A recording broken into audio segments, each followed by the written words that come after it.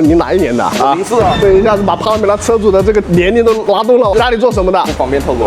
不方便透露啊。做父母工作了是吧？什么问题？现在车子过坑的时候车轮很响啊，还有什么别的没有一声大咔咔响。 ？OK， 一起听一下，试下车，还要试车啊？一定要试车，方便我们后面维修。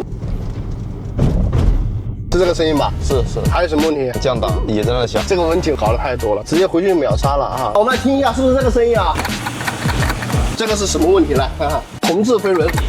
里面是有那个弹簧和那个减压阻尼机构的，漏液之后缓冲性能就衰减了，出现这种响声，这个问题就确定了，这个是前平衡杆吊杆，现在已经磨损成这样子了，它自然都会产生响声。听一下，来，是不是这个声音？对，对吧？秒杀。